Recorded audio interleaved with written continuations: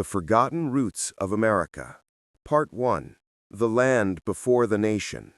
Hook. The dust beneath America's feet still remembers. If you kneel down anywhere in the United States, under the pines of Maine, deep in the Virginia clay, on the red sands of Arizona, or the black earth of the Mississippi Delta, and you scoop up a handful of soil, you're holding 1,000 forgotten worlds. Before America ever had a flag, before it had a name, before Europeans ever imagined crossing the Atlantic, this land breathed with civilizations older than Rome, older than the Viking sagas, older even than the first stones of the Great Wall of China. But these stories are rarely told, and that is where our journey begins. Chapter 1. The First Footsteps. Long before the modern borders of the United States were drawn, before the concept of America could exist, ice ruled the earth. Nearly 20,000 years ago, the continent that would one day be filled with cities, highways, and millions of lives was a world of cold winds and silent glaciers. The northern half of the land was buried beneath walls of ice taller than skyscrapers. Yet in the far northwestern corner of the world, where Siberia reached toward Alaska, the sea levels had fallen so low that a vast land bridge emerged, Beringia. It was not a narrow trail, but a colossal grassland stretching almost 1,000 miles wide, a green highway built by nature. Across this cold but fertile corridor came the first people, small bands of hunter-gatherers following the great herds of mammoth, muskox, and caribou. They were not Americans. They had no nation. They were families, wanderers, survivors moving through a world that was constantly freezing, melting, shifting beneath their feet. They did not know they were becoming the first humans to set foot in a land that would one day be called the United States. They were simply searching for life. Their footprints vanished in the snow within minutes, but their journey became the opening chapter of America's forgotten story. Chapter 2. The Dawn of the Ancestors. As centuries turned into millennia, these early humans spread south along ice-free corridors. They learned the language of the forests, the rhythm of the rivers, the shape of the seasons. They carved stone points sharper than steel knife tips. They built shelters against blizzards that could strip the bark off trees. In what is now Montana, a child was buried lovingly in red ochre nearly 12,600 years ago when his bones were discovered in modern times at a place called Anzick. Scientists were stunned. His DNA connected him to nearly all indigenous peoples of North and South America. That single child, sleeping beneath the ancient earth, carried the forgotten bloodline of a hemisphere. As the ice retreated and forests surged northward, the land blossomed. Rivers expanded, prairies opened, deserts breathed to life. And the people changed with the land. Some followed the buffalo into the Great Plains. Some built coastal villages along the Pacific shorelines. Some mastered the hardwood forests of the east. Some ventured into the canyon lands of the southwest. Over time, thousands of distinct cultures were born, each with languages, art, myths, knowledge systems, and spiritual worlds as deep and complex as any civilization across the ocean. These cultures were not primitive. They were adapted. They were resilient. They were the roots America would one day grow from. But their names, Nimipu, Lenape, Powhatan, Mississippians, Puebloans, would be lost or misunderstood by future generations who saw only fragments of what once existed. This is their story too. Chapter 3. Cities that Rose from the Earth.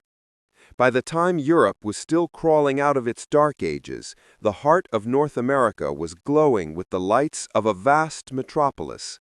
In the sweltering summers along the banks of the Mississippi River, a golden city rose, Cahokia. Its skyline was shaped not by stone towers, but by monumental earthen pyramids. The greatest of these, Monk's Mound, was larger at its base than the Great Pyramid of Giza. Tens of thousands lived there: farmers, priests, astronomers, artisans, builders, traders who traveled for hundreds of miles along rivers that served as the continent's arteries. Markets bustled with goods: polished shells from the Gulf Coast, copper from the Great Lakes, mica from the Appalachians, obsidian from the Rockies, feathers from far-off tropical birds. Nothing about this place was accidental. Nothing was primitive. Cahokia was a powerful, structured society, one of the largest cities north of Mexico during the Middle Ages. But cities rise and cities fall. Cahokia's decline was slow, mysterious. Changing climate, depleted farmland, internal conflict. Scientists still debate the cause, but by the 1400s, the once great metropolis had emptied, its mounds left behind like the shells of a vanished species. The memory of Cahokia faded long before Columbus ever saw a shoreline. Yet its legacy remained, woven into the ideas of later tribes who lived along the Mississippi and Ohio valleys. Stories of ancient builders, sky watchers, and earth shapers. These were America's first architects. Their city was America's first urban heart, but their names were lost in the dust. Chapter 4. The Forests of the First Nations. By the 1500s, long before the United States existed, the land was already crowded with nations, alliances, rivalries, and powerful societies whose influence stretched across thousands of miles. Along the eastern forests, the Haudenosaunee Confederacy rose, a political system so advanced that its ideas would later influence the formation of the U.S. Constitution.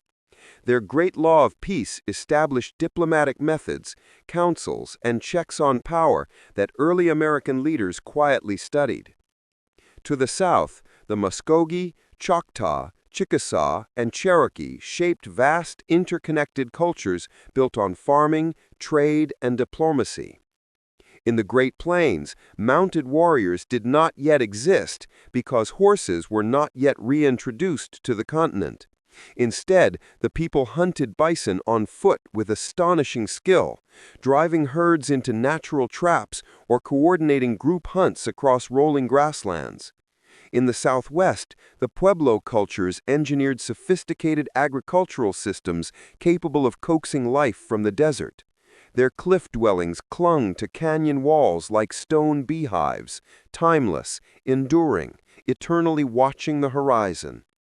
In the Pacific Northwest, the people of cedar forests crafted colossal totem poles, carved canoes capable of riding monstrous waves, and held potlatches that could last for days.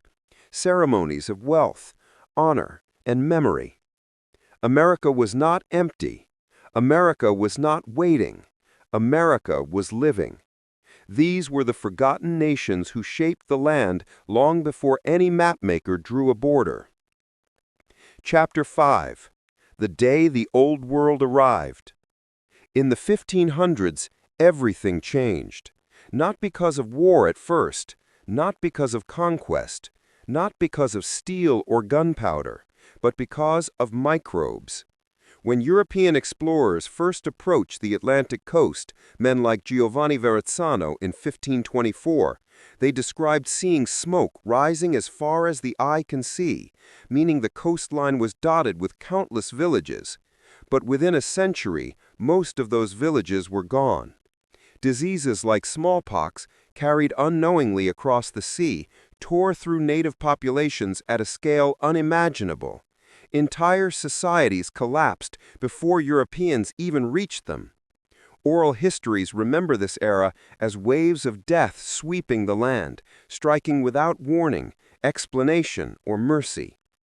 By the time the English prepared to settle Virginia in 1607, many older indigenous nations had already vanished from disease, creating the illusion of an empty land.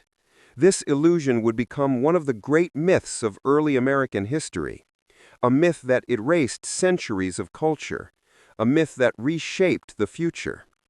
And so began the encounter that would redefine the continent forever. Chapter 6. Jamestown, the first root of the New World. The English arrived hungry, confused, and unprepared.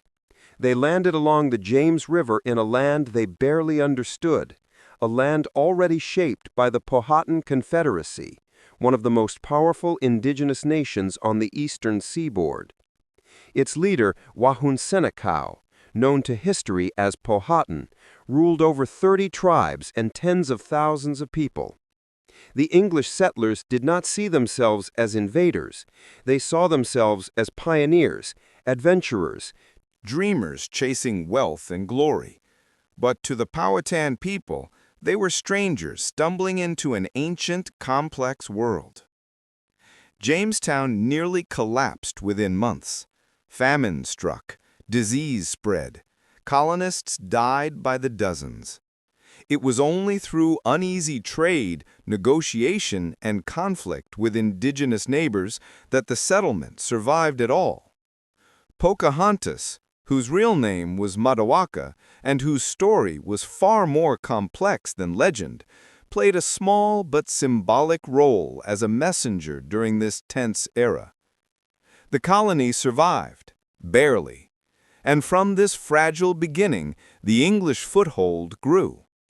Jamestown was not the moment America was born, but it was the moment a new chapter began, one filled with tension, cooperation, betrayal, and transformation. This chapter would define the centuries to come. Chapter 10. The Rise of the Other Colonies. While Virginia grew wealthy from tobacco, other colonies took shape, each one different, each one carrying a piece of America's future identity. New England, born from faith and fear. In 1620, a small group of English religious separatists, later called Pilgrims, landed at Plymouth Rock. They were not explorers, they were not conquerors. They were religious outsiders fleeing persecution. Their arrival was accidental, their survival improbable. The first winter killed nearly half of them. The rest survived through help from the Wampanoag people, who taught them how to plant corn, where to fish, and how the seasons worked in this strange new world. A few decades later, waves of Puritans arrived, founding the Massachusetts Bay Colony. They dreamed of building a city upon a hill, a perfect Christian society. But idealism soon turned rigid. Dissent was punished, outsiders were banished. And beneath their villages, forests full of indigenous nations stirred uneasily, knowing that their world was shrinking year by year. New York, born from commerce. Originally a Dutch colony named New Amsterdam, the settlement was a bustling hub of trade, beaver pelts, timber, furs. When the English seized it in 1664, they renamed it New York. The city kept growing, becoming a crossroads of languages, cultures, and ambitions. Pennsylvania, born from a vision of peace. Founded by Quaker leader William Penn, Pennsylvania attempted something remarkable: peaceful coexistence with indigenous nations. Penn respected treaties. He learned native languages. He exchanged letters and ideas with Lenape leaders. For a moment, peace truly existed. But Penn's dream would not survive after his death. The pressure for land, wealth, and expansion was stronger than any treaty ink could withstand. Chapter 11. The Land That Remembered. As the colonies expanded, the land itself began to change. Forests that had stood for thousands of years fell under the axe. Buffalo herds vanished from the east. rivers clogged with silt from uncontrolled farming. Elk and wolves disappeared. Marshes drained. Ancient ecosystems collapsed. Indigenous communities who once lived in perfect rhythm with the land watched their world die in front of them. But the land kept its memories. Every broken field contained buried pottery, stone blades, beads, and the ashes of long-gone villages. Every riverbank held the imprint of canoes. Every footpath carved by colonists was once a trail walked by ancestors for generations. The roots of America were still there, silent, hidden, waiting beneath the soil. Chapter 12. The Storm of the 1600s. By the late 1600s, the colonies were no longer fragile outposts. They were growing powers with their own identities, ambitions, and conflicts. 1675, King Philip's War. In New England, relations with indigenous nations shattered. Metacomet, known to the English as King Philip, led a desperate rebellion to stop colonial encroachment. Entire towns burned, thousands died. Indigenous populations in the region were nearly destroyed. It was one of the deadliest wars in early American history, but few Americans today even know its name. 1676. Bacon's Rebellion. In Virginia, poor colonists rose up against the governor, angry over corruption, land shortages, and perceived government favoritism toward wealthy elites. The rebellion burned Jamestown to the ground. Though it failed, its aftermath shaped America permanently. The colonial elite realized something dangerous. Poor whites and enslaved Africans had fought together. To prevent future uprisings, the elites created strict racial divisions, hardening slavery further, and granting poor whites limited privileges to divide and control the population. It was one of the earliest, most tragic turning points in American social history. Chapter 13. The Seeds of Revolution. By the early 1700s, the American colonies had grown into distinct societies with their own political ideas.